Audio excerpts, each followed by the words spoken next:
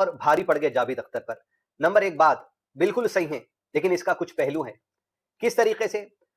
Logical explanation دینے میں, logical مثالیں دینے میں جو دین سے ریلیٹڈ نہیں تھی, صرف لاجیکل ایگزامپلس دینے میں, لاجیکل مثالیں دینے میں جاوید اختر پر بھاری پڑ گئے مفتی صاحب. بالکل میں بھی مانتا ہوں, لیکن ایسا لاجیکل ایکسپلینیشن دینے کی کوشش مفتی صاحب نے کر دی اور لاجیکل ایکسپلینیشن دیتے ہوئے ایسے ایکسپلینیشن کو دیا جس سے ان کا اسلامی بلیف اور عقیدہ اور اسلامی ٹیچنگز اور تعلیمات قرآن اور سنت کے ہیں, اس میں کئی چیزوں کا انکار کر دیا.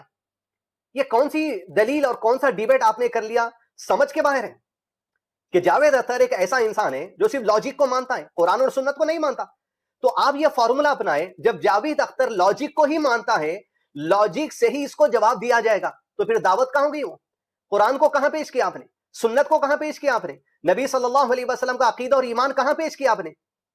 پھر تو آپ کو جس جال میں جاوید اختر پھنسانا چاہتا تھا آپ پھنس گئے اس جال میں. بسم اللہ الرحمن الرحیم. مفتی شمائل ندوی صاحب اور جاوید اختر کے درمیان میں جو مناظرہ ہوا ہے تو اس کا فائدہ یہ ہوا ہے کہ نہ جانے کتنے لوگ ایسے ہیں کہ جنہوں نے اس بات کا اعلان کیا کہ الحمدللہ ہم اسلام کے اندر داخل ہو رہے ہیں, نہ جانے کتنے لوگ ایسے ہیں جنہوں نے یہ کہا کہ شکوک و شبہات ہمارے ذہنوں کے اندر تھے لیکن وہ کلیئر ہوئے ہیں.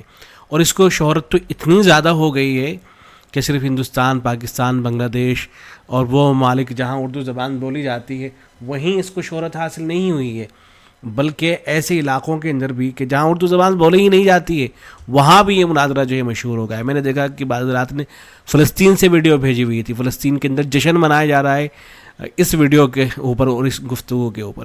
اور الحمدللہ جتنے بھی مختلف مکاتب فکر سے جو لوگ تعلق رکھتے ہیں وہ سبھی اس کے اوپر خوشی کا اظہار کر رہے ہیں اور سبھی اس کی تعریف کر رہے ہیں. یہاں تک کہ بریلوی حضرات جو علماء دیوبند کو کافر تک کہتے ہیں, خود ان کی طرف سے اس طرح کی ویڈیوز آ رہی ہیں کہ بھائی چاہے علماء دیوبند کا کوئی بھی نظریہ ہو, کوئی بھی ان کا نقطہ نظر ہو, لیکن ان کی طرف سے جو گفتگو کی گئی ہے وہ بڑی شاندار ہے. اور وہ اپنے علماء سے سوالات کر رہے ہیں کہ ہمارے علماء کی طرف سے ایسی گفتگو کیوں نہیں ہوتی ہے. ہمارے علماء اسٹیجوں کے اوپر پیسے ضائع کر دیتے ہیں, مقررین کو بلاتے ہیں اور واہیات قسم کی گفتگو کر کے وہ چلے جاتے ہیں, پیسہ ضائع ہوتا ہے, پبلک کو بیوقوف بنا دیا جاتا ہے. اس طرح کے علماء ہمارے یہاں کیوں تیار نہیں ہو رہے ہیں؟ وہ اپنے علماء سے سوالات کر رہے ہیں. اور جو اہل حدیث حضرات ہیں ان میں سے بھی بعض جو ہے وہ تعریف کرنے میں لگے ہوئے, لیکن کچھ اس طرح کے حضرات بھی ہیں کہ جو تفسیریں کر رہے ہیں, منفی تفسیریں کر رہے ہیں, اس لیے کہ ان حضرات کو سمجھ میں یہ مٹھی بھر ایک جماعت ہے جو اپنے آپ کو بس یہ سمجھتی ہے کہ بس یہی جنت میں جانے والے ہیں اور ان کے علاوہ جو پوری امت ہے وہ تو گمراہی پر ہے, اور چاہے پوری امت مسلمہ ان کی طرف سے کوئی بھی اچھا کام ہو رہا ہو کبھی وہ اس کی تعریف نہیں کریں گے, اور یہ سمجھتے ہیں کہ بس ہم ہی ہیں قرآن و حدیث والے, باقی تو پوری امت مسلمہ جو ہے گمراہ ہے وہ گمراہی کی طرف چل رہے ہیں اور بالکل بچکانہ باتیں, جاہلانہ باتیں کر رہے ہوتے ہیں.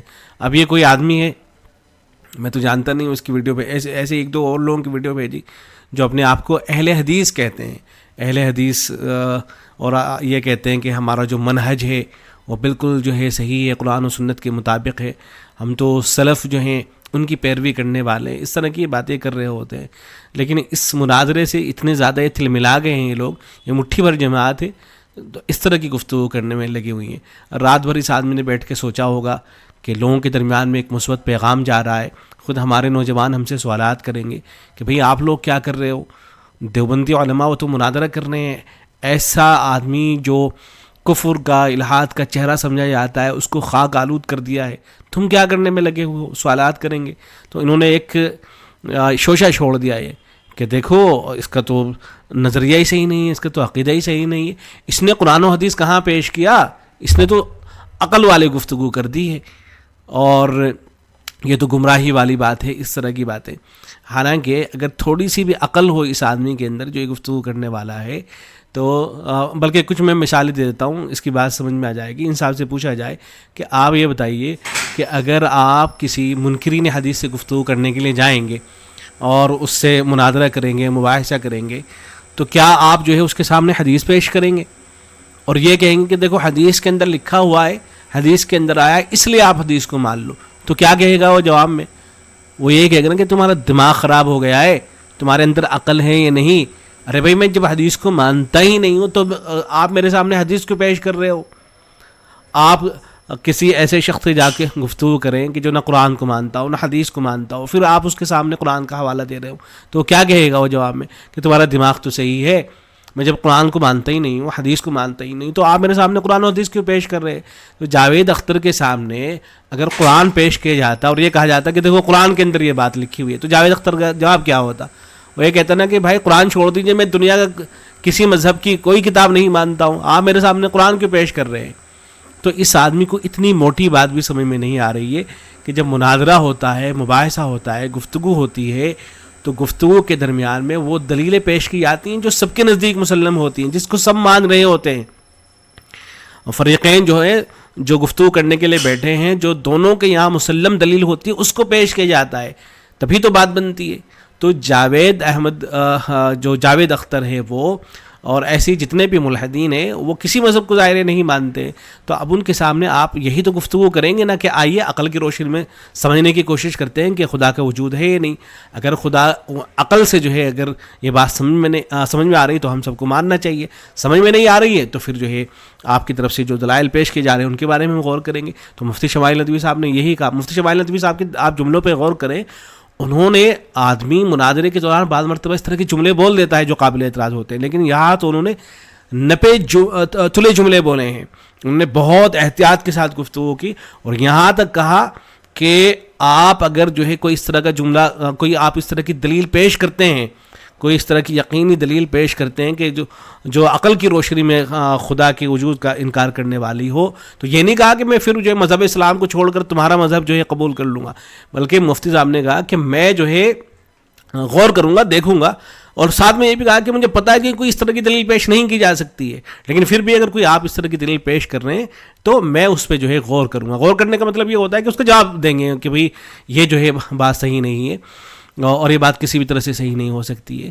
تو اب اس مناظرے کی تو تعریف ہونی چاہیے کہ گفتگو کے دوران وہ بالکل نپے تلے جملے بول رہے ہیں اور کوئی بات قابل اعتراض نہیں ہے، لیکن یہ شوشہ نکال لیں اس میں سے کہ نہیں، تو یہ اعتراض تو پھر سب پہ ہو جائے گا. خود اللہ کے نبی صلی اللہ علیہ وسلم پر جا کر یہ اعتراض ہوگا، اس لیے کہ اللہ کے نبی صلی اللہ علیہ وسلم کی خدمت میں جب یہودی آتے تھے اور عیسائی آیا کرتے تھے تو آپ صلی اللہ علیہ وسلم خود ان کی کتاب کا حوالہ دے دیا کرتے تھے کہ آپ جو ہے توراۃ پڑھ کے دیکھو، جو میں بات کہہ رہا ہوں وہی بات آپ کو وہاں بھی لکھی ہوئی ملے گی. تو کیا نعوذ باللہ اللہ کے نبی صلی اللہ علیہ وسلم قرآن کو چھوڑ رہے ہوتے تھے؟ عقل ہے کچھ تمہارے اندر، کچھ اللہ تبارک و تعالی نے عقل سلیم عطا کی ہے. تو کتنا زیادہ تعصب ہے ان لوگوں کے درمیان میں. آپ نے دیکھا ہوگا کہ بعض اور اس طرح کی ویڈیوز آ رہی ہیں اہل حدیث حضرات کی طرف سے جو بالکل منفی تبصرے کرنے میں لگے ہوئے ہیں، بجائے اس کے کہ حوصلہ افزائی کرتے، شکریہ ادا کرتے، یہ کہتے کہ آپ نے پوری امت مسلمہ کی طرف سے ترجمانی کی ہے اور آپ نے بہترین ترجمانی کی ہے، بجائے اس کے کہ اس طرح کی گفتگو کرتے. لیکن افسوس یہ ہے کہ وہ اس طرح کی گفتگو کرنے میں لگے ہوئے ہیں، بہت زیادہ افسوس کی بات ہے. اچھا، ایسے ہی بعض رات کو دیکھا گیا کہ وہ سرے سے مناظرے کا انکار کر دے رہے ہیں کہ بھئی مناظرے وغیرہ تو کوئی اسلام میں ان کی کوئی حیثیت نہیں ہے. تو یہاں ہم نے غیر مقلد عالم میں تھوڑے سے دلائل دیکھ لیجئے، انہوں نے ذکر کر رکھے ہیں. حافظ زبیر الرضئی، چونکہ غیر مقلد حضرات کی طرف سے بھی اس طرح کی بعض باتیں آ رہی ہیں کہ یہ تو کوئی فائدہ نہیں ہوتا ہے مناظرے وغیرہ. تو دیکھیں انہوں نے خود یہ باتیں لکھی ہیں، ان سے کسی صاحب نے پوچھا تھا کہ مناظرے وغیرہ ہونے چاہیے. اچھا، عجیب بات یہ ہے کہ ان کی ساری زندگی اسی میں گزرتی ہے کہ ہمیں بریلیوں سے مناظرے کرنے ہیں، دیوبندیوں سے مناظرے کرنے ہیں، لیکن جب کوئی دیوبندی عالم کسی ایسے شخص سے مناظرہ کر لیتا ہے کہ جو مسلمان نہیں ہوتا ہے تو اس کے اوپر اعتراض کرنا شروع کر دیتے ہیں. عجیب دماغ ہے ان کا. تو بہرحال انہوں نے مناظرے کے دلائل ذکر کیے، قرآن مجید کی آیت پیش کی، وجادلہم باللتی ہی احسن، اور اچھے طریقے کے ساتھ ان لوگوں سے مجادلہ بحث کرو. پھر رسول اکرم صلی اللہ علیہ وسلم کا ارشاد نقل کیا کہ بلغوا عنی ولو آیا، مجھ سے دین لے کر لوگوں تک پہنچا دو چاہے ایک آیت ہی کیوں نہ ہو. ایسے حضرت ابراہیم علیہ الصلوۃ والسلام کا ایک کافر سے مناظرہ قرآن مجید میں مذکور ہے، الم تر الی الذی حاج ابراہیم فی ربہ ان آتاہ اللہ الملک، غالب اسی کی طرف اشارہ ہے. ایسے ہی مستدرک حاکم نجران کے عیسائیوں کا نبی صلی اللہ علیہ وسلم سے بحث و مباحثہ مذکور ہے. یہ سب مناظرے اور مباحثے کے دلائل ہیں. صحیح بخاری میں ایک فقہی مسئلے پر سیدنا عبداللہ بن مسعود اور سیدنا ابو موسیٰ الاشعری رضی اللہ عنہ کا مناظرہ موجود ہے. عبداللہ ابن عباس رضی اللہ عنہما کا خوارج سے مناظرہ کرنا ثابت ہے. علامہ ابن تیمیہ رحمۃ اللہ علیہ فرماتے ہیں کہ پس ہر شخص جو ملحدین اور مبتدعین سے عالم ہونے کے باوجود بنیاد کاٹ دینے والا مناظرہ نہ کرے تو اس نے اسلام کا حق ادا نہیں کیا. یہ علامہ ابن تیمیہ رحمۃ اللہ علیہ فرما رہے ہیں اور تمہارے عالم اس بات کو لکھ رہے ہیں.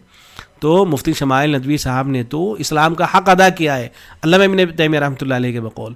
اس لیے کہ وہ کہہ رہے ہیں کہ جو شخص ملحدین اور مبتدعین سے، بدعتی حضرات سے اور ملحدوں سے عالم ہونے کے باوجود ان کی بنیاد کاٹ دینے والا، یہاں بنیاد کاٹ دی گئی ہے، الہات کی بنیادیں کاٹ دی گئی ہے، مناظرہ نہ کرے تو اس نے اسلام کا حق ادا نہیں کیا اور نہ علم و ایمان کا تقاضا پورا کیا ہے.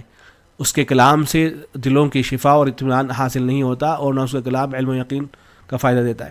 معلوم ہوا کہ اہل باطل اور لا علم لوگوں کو کتاب و سنت کے دلائل سنا کر حق وعدے کرنا دین کی بہت بڑی خدمت ہے. تو یہ دین کی بہت بڑی خدمت ہوئی ہے الحمدللہ. اس کی جتنی تعریف کی جائے اتنی زیادہ کم ہے. اور جو بھی آدمی صحیح فکر رکھتا ہے، یہاں تک کہ جو غیر مسلم حضرات ہیں ان کی طرف سے تعریف ہو رہی ہے اس مباحثے کی کہ مفتی صاحب کی طرف سے جو دلائل پیش کیے گئے وہ بہت شاندار تھے. وہ حضرات کے جن کا نقطۂ نظر یہی ہے کہ ہم جو ہے خدا کو نہیں مانتے، وہ تعریف کرنے پر مجبور ہیں. لیکن آپ حضرات یہ ہیں کہ کیڑے نکالنے میں لگے ہوئے ہیں. کچھ تو شرم آنی چاہیے. اللہ تبارک و تعالیٰ آپ کو عقل سلیم عطا کرے. السلام علیکم و رحمۃ اللہ.